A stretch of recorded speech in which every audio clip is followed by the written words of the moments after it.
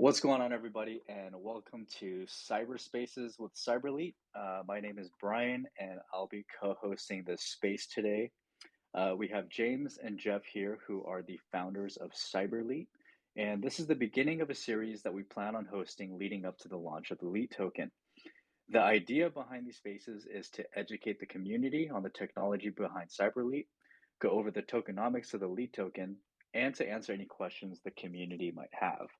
So we thought we'd kick it off by introducing the team and having James and Jeff go into a little bit of their background. So James, Jeff, thanks for being here today.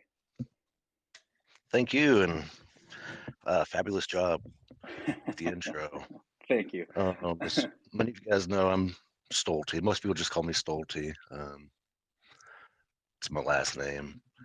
I've been a gamer my whole entire life, and I've also been super competitive my entire life. So I've seen quite the change since 1999 till 2022. Well, Stolte, do you want to tell us how you first got into gaming and what made you want to turn it into a business? I think that was probably, I guess, later towards high school when I started playing Counter-Strike. Had a lot of fun playing in leagues online. Um, this was like early 2000, like 2001, 2002. So I was spending a lot of time online, like nerding out, practicing for leagues and building teams. Oh, so you Uh, were a competitive player. I was a competitive player. I toured around the Midwest, playing in various what they called LAN tournaments, just a local area network, a group of computers hooked up together, all playing the same game basically in a low ping environment, no latency issues. What was the Uh, game of choice back then? it was definitely Counter Strike. It was Okay, got 1.6 mostly, and it. I did get into Source. I won actually quite a bit of money playing Source. It was a lot easier than 1.6 was. But so we got the business model came from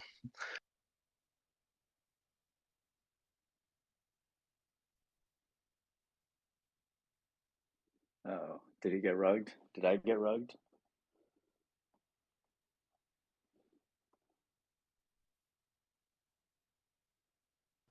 I assume he got rugged. I think he got rugged.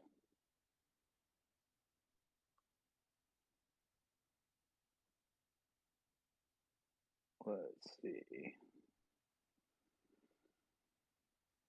Well, Jeff, tell us about your story. How did you get into gaming, and what made you also want to turn it into a business while Stolte gets back online? Okay. So back in probably around the same time, I met Stolte around the same time in early 2000s. Actually, I didn't meet him in early 2000s. I met him in 2006 at Everland. I met him online in like late 2004, early 2005. We were he I pretty much flew into his hometown and he drove me to my first LAN event that he was just talking about called Everland. Um, it was a national invitational tournament. Top 32 teams in the world were there. I was on one of those teams.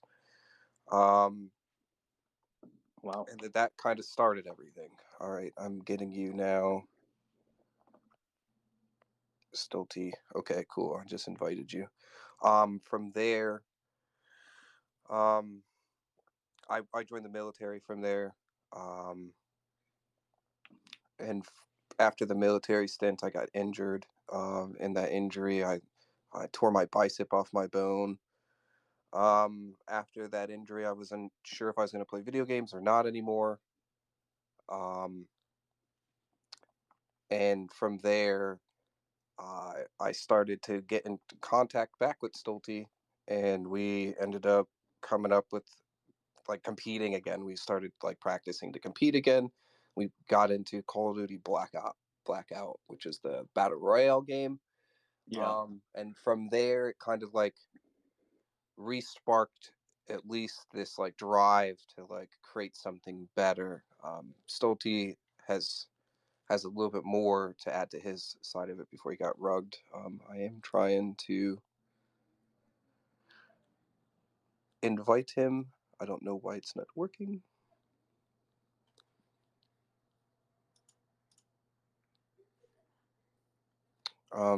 Yeah, so that's a little bit about me. That's right. You were a Marine? Yes, as a Marine. Yes.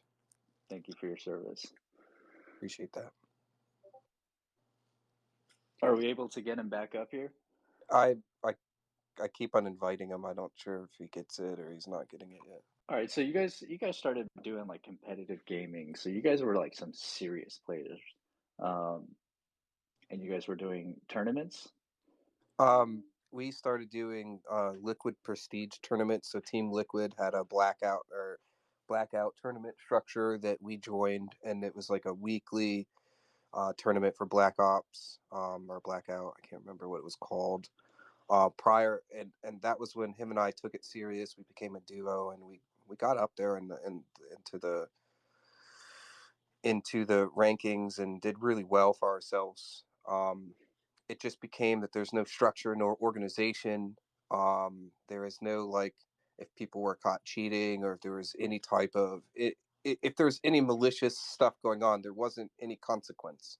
There wasn't any structure to it, and it became. And how bad was the cheating and hacking and stuff going on when you guys were competitive gamers? So when we were kids,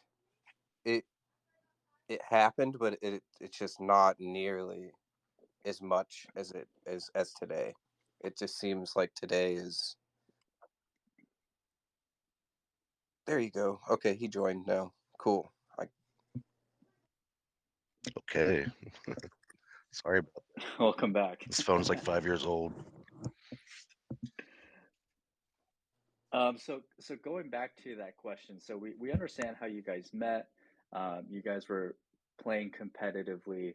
Uh, Jeff went off to the Marines, subdued to some injuries, came back, started playing again, sparked a fire. And at what point did you guys decide that you wanted to turn this into a business? And how did that idea come about? So there's two parts of this. One part is Stolte's brain and from his previous stuff, and one part is just from me being a competitive gamer in general and having my own ideas and how it could be better. And then us mashed potatoing those two ideas together, and that is essentially Cyberlete. Hmm. Stolte would have to explain more about his previous endeavors. Well, Jeff and I were playing Call of Duty together. We're playing Blackout competitively. I think we played in some Code Red and Team Liquid tournaments. Did okay. Anyways, we seen a problem. We noticed people were cheating. And Blackout, you could go back and watch the gameplay over. So I would go back and watch this gameplay over and turn on the wireframes and could see these professionals actually chasing people through mountaintops and other places where they should be able to find these players. So I knew that cheating was a big problem. And Jeff and I formed the idea of Cyberlete because we seen the disorganization and league structure, and there was no anti-cheat to it, and everything was just tournament play. And we always discussed about doing something, and kind of just formed the idea there.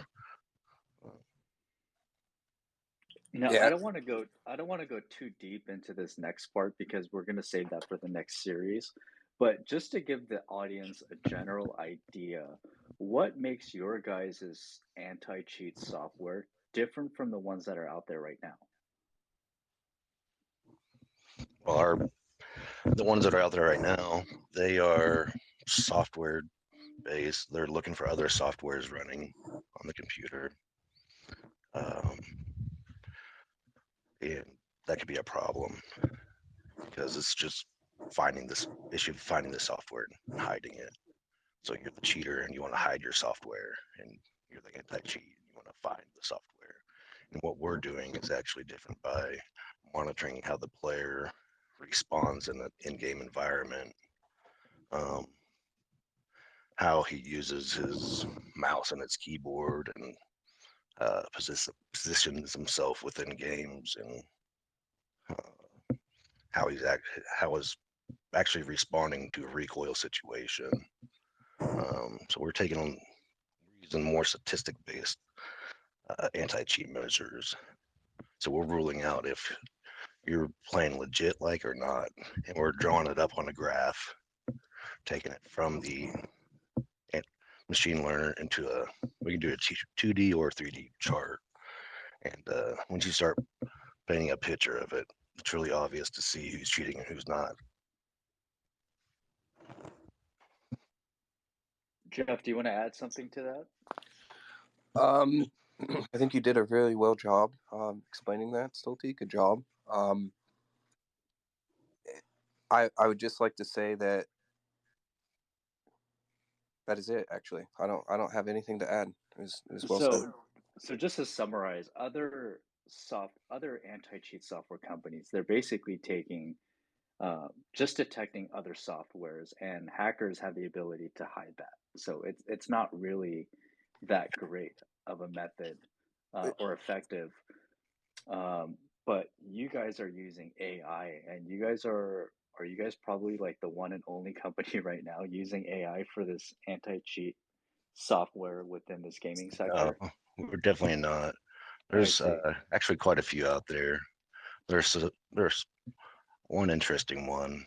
I think it's called Killora, and they're like a Minecraft anti-cheat machine learned. It's more Okay. visual based and a lot less complex. This is something that Okay. a beginner programmer could produce. What we have here is actually military spec, and what I mean is it's held to the specifications that are this the engineer behind our AI.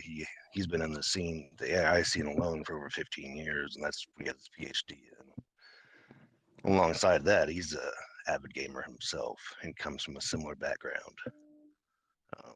Well, that actually kind of leads into the next thing I wanted to talk about. So most of you guys have probably heard of, Stolte and Jeff, but they have another partner, and he's the CTO. He's Alex. He's the guy who created the technology. Um, can you guys give us a little background on Alex and um, what he's accomplished and how he's taken those things and applied it into the Cyberlete technology? Yeah, I met the dude. 2003 maybe, I don't know, quite a while ago. We were playing Counter-Strike together on a team. At the time I had developed a social media website for gamers, built in PHP 5. It was fully functioning. We had some hardware servers. So I was hosting an event there. It was a Counter-Strike tournament, and he flew up from Atlanta to Kansas City just to spectate the event with a buddy of his, and we all hung out over the weekend. So I've known him since a kid. I've kept up with him throughout the years. He went to Georgia Tech. He got his master's in computer science, and So to pick up, Alex is pretty much just a hidden guy in the background. He's like the treasure for us. Like he's this guy that has a lot of education in artificial intelligence background in computer science. His degrees are from Georgia Tech. Um, he has his own startup, AI business, etc. Awesome dude. Eventually, we will bring him into the community and start introducing you to him. But in that time, and in due time. You guys said that it's military specs. Can you guys dive in a little bit deeper into that and what that actually means and how it's so complex compared to the other AI softwares that are out there? Um, We are using algorithms that like AVs would use to detect anomalies. So that should answer the question. So we're using like anomaly detection that like your autonomous vehicles will use, essentially. Wow. And he mentioned earlier that you guys are going to be plugging into people's mouses. So you're basically going to be able to collect a lot of data. You're going to know when players are at their peak performance or when they're starting to get sluggish and slow down a little bit, or any sort of erratic behavior. You mentioned the gun recoil. So that is a lot of data that you guys are collecting. Right. And so you're able to see anomalies like that, you know. So, like we said, we're recording 100 snippets of data a second, and we have set aside, you know, over 100 things that we're looking for in our mind that helps us determine what human versus AI looks like. And this list gets bigger as we grow. So yeah, we're able to detect your fatigue levels because what this really comes down to a lot of time is timing. And we see that you get on for 6 hours, and the first hour you do all right. The next 2 hours you're awesome, and then the rest of the time you kind of burn down from there. And stat wise, we can kind of assume that your performance level is the best after this time, given the current stats we have, which are ever growing. And I'd like to add to like as they're ever growing, like you can see a week on week change. You can see a month on month change. You can see your own stats or the environmental stats of these things. So like we're able to, query that. Well, okay. Um, yeah, I mean that's this first Twitter Spaces. We just wanted to give you guys an introduction to who the founders were. And if you guys have any questions, feel free to raise your hands and we can come up, or you guys can come up and ask a few questions. Really interesting stuff, guys. Yeah, thanks for taking time out and doing this call with us. Um, Apologies on the technology problems. Hopefully next week and will be better, but this is something that we're planning to do weekly on Mondays at this time. Yeah. And you guys already have a working product, right? Oh yeah, yeah, Oh we yeah. Okay. yeah, that's yeah, we're fine tuning the stats and anomalies right now. Like it's down to us really fine tuning and focusing in on particular stats. Okay. I mean, it looks like we have one person coming up with a question, but that's a big difference, between having just an idea and still being far away from having a working product. But you guys already have it, you know, being tested, stress tested, all that stuff. Exactly. All right, we have Coagula. Let's see. Yeah, well said.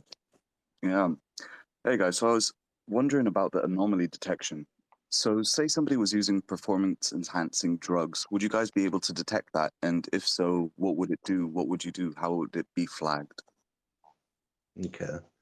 So one were to take performance enhancing drugs. Um, I'm going to assume that this is not something that they do daily. This is something they're going to do during a critical time, perhaps. Um, so, and if this enhancing performance drug like increases your reflex time, Yeah. we're going to see that on the stats for sure. And that's going to come through as a higher reflex time. As far as maybe your in-game positioning, it might not really be flagged right there. Yeah. I think I see where you're going, and the human moves. Like if it was like someone turning on their sensitivity on their aimbot and increasing the reaction time or reducing the reaction time to make it faster. We're going to see that because of the way computers talk. Yeah. Now, what if they're using such as like the Logitech's G switch, where you can change the sensitivity? That wouldn't be high enough to register, would it? Like, unless there was an increased performance at the same time. And that's why we, at the base, we do 100 snippets of data. We can do a lot more snippets of data. And I think if we were to run into a problem, because that's a good question, because the faster you're able to move, that really changes how much data has traveled in that length of time. And that's why we monitor the 100 snippets per second. If that becomes an issue, we'd raise that up to 250 or whatever. Probably not. Okay, and just a set person or group. Okay, and just to go back to the first question, so would there be instantaneous action taken on a player that is not either detected or possibly using performance-enhancing drugs during their play? Would something happen instantly, or would it be monitored over time? How would a situation like that be resolved, I guess?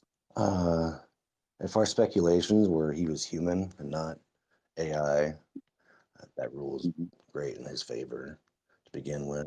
It's not our responsibility to your physician, because a performance enhancing drug could be something as like Adderall, and a lot of people can get a prescription on that, but I'm not in a position where I can ask if you have a prescription.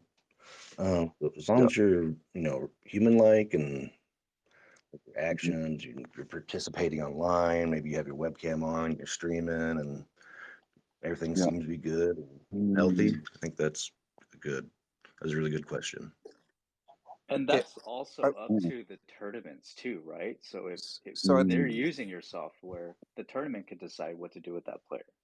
So like in reality, like we're not going to promote enhancing drugs to be used in any event or anything. It's not safe. If your physician gives you these things to use and you're using them in the way you're supposed to prescribe, then sweet. Like Stolte's already said, if our AI can detect human, then that's awesome. Here's the reality. If you're playing a sport or an esport, say you're playing basketball or baseball, and you're caught doing drugs or you're caught doing things that you're not supposed to do, it's looked and frowned upon. So that's the same thing that we look at it as. If you're doing it and it's fine by a doctor, we're not going to tell you anything different. But if you get caught doing it and you're not supposed to be doing it, it doesn't look good. Just like in any sport. That's actually quite fair. Yeah, come to think of it, that's the best route. That's kind of being agnostic as to what people do in their own times, as long as they are humans and they're not using mechanically assisted or AI or any of these sort of aimbots and whatnot. And just to say, I'm only just starting to see the immense value of the data that you guys will be able to collect, and how many industries, well, in the gaming industry, how useful that would be, and how valuable that data is. So yeah, congratulations. It sounds absolutely excellent, guys. Thank you. Thank you for your questions. Thank you. Yeah, great question. Yeah, that was a really good question. Looks like we have Nico-san here raising his hand. Let's see.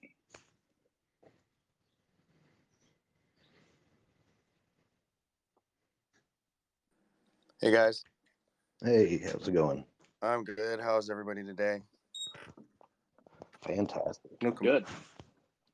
So really cool spaces. I just wanted to bring up kind of like an awareness thing about like just how severe and deep the cheating problem goes to maybe some of the people who aren't super big into gaming.